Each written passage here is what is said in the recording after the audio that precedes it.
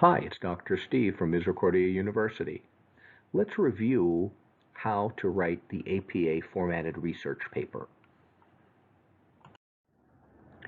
The course paper for this class will consist of 8 pages total. We'll start off with an APA formatted title page. We'll have an abstract page. We'll have 5 typed pages in the body of the paper and finish with a reference page, which also means the bibliography. We're going to divide it into sections according to the outline that you've prepared, and I've required to use at least 5 professionally respected sources, at least 3 of which should come from EBSCOhost, but in class we did talk about using more than 5 sources because then you'll have a whole lot more to talk about. So let's review the process. So let's get started. Here I've opened Dr. Steve's APA Word template. Again, you can work in any word processor, of course, to do your research paper. However, if you want to take advantage of my template, then open this up in Word. So here I am, and according to the APA Volume 7, the latest version to date of APA standards, they call now for the page number to be in the upper right-hand corner, so you'll notice that in the template it's already put into this header section, so you don't have to do anything there. And then on this template, we're pointing out that they want your title of your paper in upper and lower case letters, in other words, title case and bold-faced. So we're going to do that. Is distance learning beneficial in the classroom? That's going to be my title. And then it says your name goes here. So you're going to put your name right in this spot right here. And put my name there. And then we're supposed to put for university purposes, you're going to put the title of your department and then your university name. Put the code for your course and the title of your course, and then your professor's name followed by the date. And that's what we put on the first page. Let me move to the second page. The second page, in some courses, they're going to ask you to do an abstract. So an abstract is, of course, simply a summary, about a paragraph or so summary of the entire paper. Now keep in mind, you can't write that yet until you have completed the entire paper. So I'm going to type that here where it says type the abstract here, and I'll just put a little paragraph in there about what this is, again, at the end of the paper when I'm all finished. And here it says type key search words separated by commas. So if I'm doing something about distance learning, maybe one of my things I would like Google, if it ever gets out there online, to be able to locate, somebody typed the word distance learning, I'd like them to find their way to this paper. Maybe this deals with mobile learning. And maybe I would say that this is also e-learning. So whatever those words are that would lead a search engine to this page, I would type that here underneath the abstract paper. Now let me move on to the first page of the body. So listed as page number 3, this is actually the first page of the body. Now 2 things. Let's take a look at how you're writing and setting this up, and second of all, how we're formatting it as well. So the first thing we're going to take a look at is, normally we would put the word introduction as the first heading in the paper. Now when you look at either journals, or if you look at even magazines, in many cases they'll have titles of sections. So these headings, we're going to put them into a research paper as well. Now normally introduction will start a paper, and the word conclusion will finish a paper, of course followed by the reference section or bibliography. In this case, the word introduction, APA says, well, everybody understands that the first heading is going to be the introduction. Oops, I went a little too far there. So what they want you to do instead is to put the title of your paper. So I'm going to do that is distance learning effective in the classroom. Notice I'm using title case. All the major words are capitalized. Words like in and the, you don't have to capitalize. So really, this takes the place of the introduction. And then we would start typing the paper. I'm going to do one more here. And while I do this second heading, let me show you about the formatting here according to APA standards. So if I highlight this paragraph, now a lot of people have not used this or don't pay attention to this in Word. In the Home tab, notice up here the different styles. This one, when I roll over it, it says APA Level 1 heading. If I go over to here, well, look at that. The heading changed, and it's called APA Level 2. And then there's APA Level 3. So in case you have multiple levels of heading, you can use a Level 2 and a Level 3. For most research papers, a Level 1 is going to be fine. If you're reporting on research that, like experiments you have conducted, you'll probably need at least a Level 2 in addition. So subheadings is basically what that means. Notice if I roll over here, it says body text for APA, which means a regular paragraph. And I've also got a block quote. If you want to see all of them, notice this little arrow, which will take us to the Styles toolbar. There's a whole bunch of them in here. Now some of them are on the bottom. These are standard things that come with Word. But up here, everything that says APA on it, if you click on it, you can turn this, this being whatever you've highlighted, into that particular style. So in our research paper, you're probably going to pretty much use Level 1 and nothing else. Now, when I go down to, let's say I hit Enter over here, and if I type something, like maybe I'm going to say, what is distance learning? So right from my outline, I'm going to type another heading. If I highlight that heading, and I know that it's going to be a Level 1 heading, I simply click on it, and there it is. Now, if I want to type my introduction here, I could start saying, distance learning is blah, blah, blah, and I'm going to start typing here. If I highlight this, and I want to make it a regular paragraph, I simply go up here and select body text. And again, keep in mind, some of these you'll be able to catch right up here in this Styles toolbar. You may not have to open that little dialog in order to see that. And I'm just going to type quickly here, because if I type on here, you'll notice that the APA template is set to double space these paragraphs.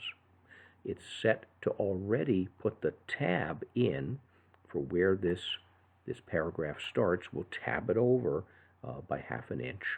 And if you were to type a second paragraph here, lo and behold, the next paragraph is going to look very, very similar in terms of formatting. So you can see how this works. If I'm going to have a large quote, which means like about 50 words, 45 words or so, APA says you can use a block quote. So that means that the quote will be standing by itself in a paragraph with unique indentation. So it's here for you. And again, if I've set up a number of different styles, not all of which you'll probably need, at least not immediately, but I'd like this to be a robust template that can satisfy your needs as you move into other courses as well. Okay, so we've looked at how the formatting works using this style toolbar and the dialog for styles. Now let's take a look at how you would write this paper once you get things going. So I'm going to switch over to my notes, because if you follow Dr. Steve's method of writing, and I would say that when you're writing a research paper, you're kind of like a lawyer, and you're trying to find evidence to either convict or acquit. So what's your topic? What are you going to be doing? And whatever that is, you're trying to prove something. So as a lawyer, I would have to then go ahead and present some evidence. My evidence is going to be in articles. So here I've typed my notes from articles. Notice I put them in my own words. Now, what I can do, so I don't have to rely on some special tool to help me do this, what's really a very simple thing, when I look at the APA formatted citation, it says these are the two authors, Drucker and Schwartz, and the year here is 1993. So I'm going to do that. It says, according to Drucker, so what I'm going to do is I can do one of two things when I'm citing works. I can either drop their names in a sentence, and then in parentheses I can put their year of publication, or the other place that I can put that is at the end. So let me show you at the end what I would do. I would open a parentheses. I would then Drucker and, notice I'm using ampersand, the special key there, instead of the word and Schwartz, comma, 1993. And I'll close that. Notice I've placed that in the sentence. So after I take my notes and I set them up in a separate Word document from the APA template, now I go back to my notes because they're organized. The notes are under each of these categories, under each of these articles, so I know where they've come from. Let me now copy this citation and let me go and paste this in throughout the area, throughout this whole, under this whole region where I have notes from this particular article. Now down here, I have a quote, and it's coming from, it's a direct quote. Now I always say, don't directly quote articles. Put them in your own words. So you paraphrase.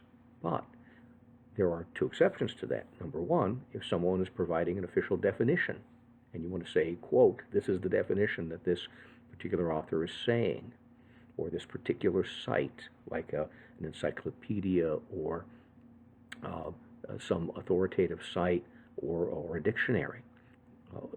So if somebody's doing that, or number two, if someone speaks in such a way that their words and the way they express themselves are so powerful, or they're so important and meaningful that you want to capture every word, then indeed, in that case, do quote them. If you're going to quote them, we're going to put one extra thing in this citation. We're going to put a page number at the end. So I'm going to make up a page here, but let's say that this has come from page 34. I would indicate that only if I have direct quotes like I have here. And I would go on and I would paste these citations all throughout here. Now notice in this case, if you know my method, I'm not going to quote myself because I'm writing the paper, but I'm just indicating to myself, hey, this is something I came up with. This was an insight. This was a thought. So in other words, I can use my notes as a canvas, not just to take notes from the articles, but also to mark down my insights and generate my thoughts, because I can use those thoughts throughout the paper in different areas. Now, I've already done this with the citation I've copied and pasted with all these other articles. Notice these look like notes. They're not all well-written paragraphs. Now, we're going to take care of that when we go back to the paper. So here, I'm allowing this first area for my introduction. And then I go back to my outline. What were the different outline points that I made? Well, in my case, what is distance learning? Because when I read some articles, I realized that a lot of them were talking about different modes of, different technologies of distance learning, and it had different meanings. So I thought, well, that's a good place to start. I'll define distance learning. Then I'm going to go and I'm going to put another heading. And I'm going to have advantages of distance learning. If I, again, highlight this, I can go up and I can find APA Level 1. There's my next heading. And then I'm going to put another heading. And if I just hit Enter after this, it will continue and replicate that and make another of the same paragraph. The next one I'm going to have, because being an honest lawyer, disadvantages.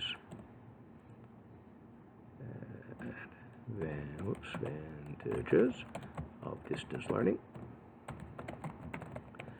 And then maybe I have some personal experience with distance learning. Maybe I want to talk about distance learning a little bit and kind of refer to the research, but it won't be the full research part here as I will be doing in the other sections.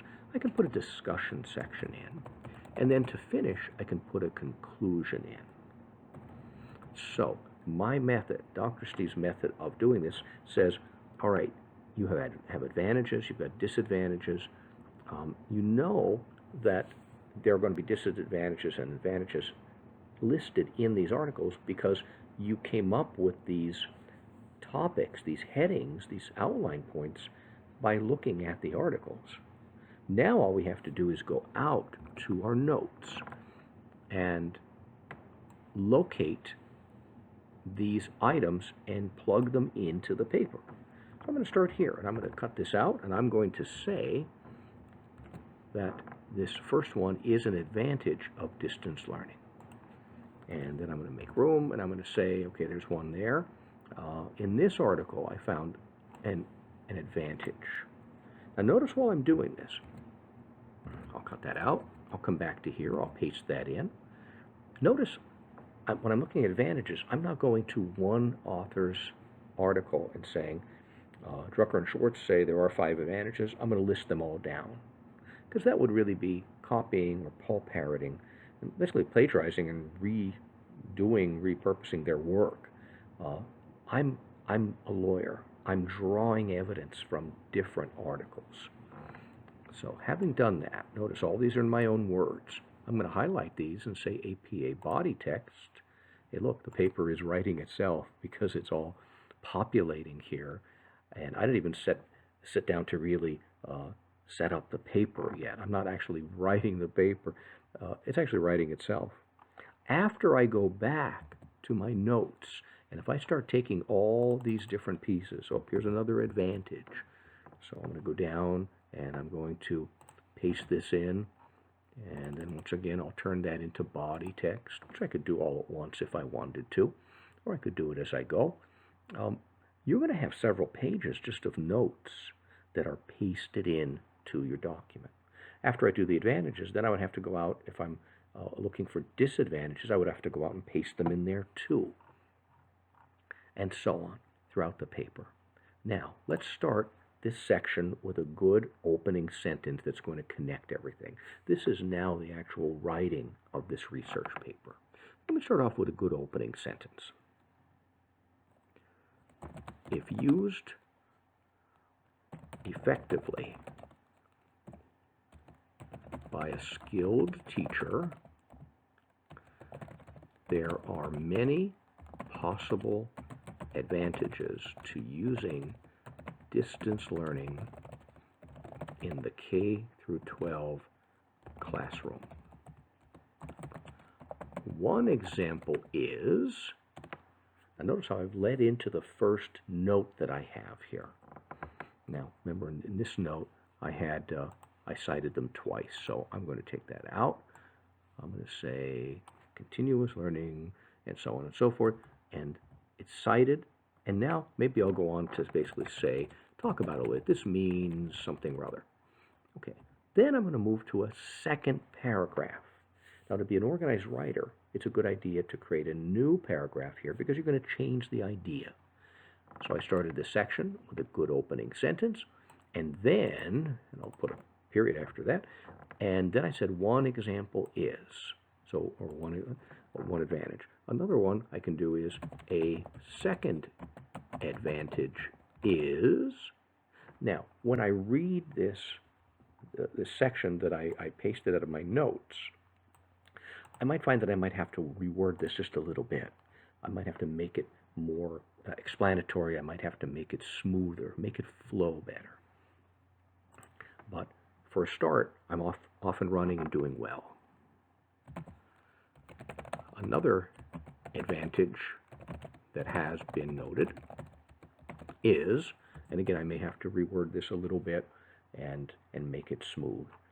Notice how this is now turning from a series of just disjunct notes, just separate notes.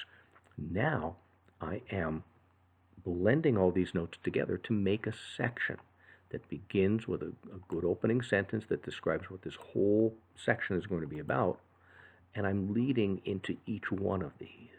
One example is, a second one is, another one is, and I make it very, very organized and clear. And I would go ahead and do that throughout the paper. Now, let me move to the ending here. Now realize in this template, I've put some extra things here. I have the instructions and I have examples of what this all looks like. I would simply delete all of that, so then you can work with this. And then you would have your conclusion and your discussion section and so on.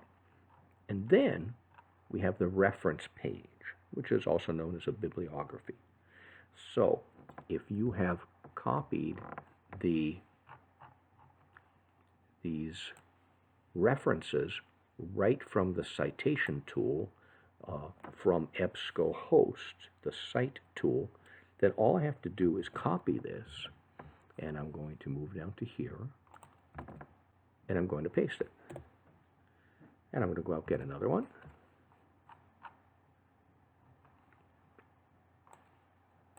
And I'm going to copy it, and I'm going to go down here and paste it. And again, I've given you several example paragraphs. I'll take those out. I'm going to highlight these, and then I'm going to go into the tool here, the style tool, and here it says APA reference entry. Sure enough, there it is. They're now hanging indents, and that's all going to work out just as APA calls for it to do. Final thing is, when I get my references, I'm going to have to alphabetize them. Now you could do this the old-fashioned way and cut and paste them. You can also highlight all these paragraphs. You can go up to the A to Z sorting tool. You could say these are paragraphs, it's text, and ascending for A, B, C. And there it is. And then all of your references will be alphabetized for you. So there you have it. There's a review of how to write the course research paper according to APA standards, and also a review of Dr. Steve's method of writing a paper in which the paper ultimately writes itself. Hopefully in the process we've demystified some of the APA formatting standards and also demystified some of the writing process so that you will not feel as intimidated in either organizing and preparing to write, nor as you actually write the paper. Much success to you as you write the course paper. As always, please be in touch with me if I can help you at any stage throughout this process. And thanks for watching this video.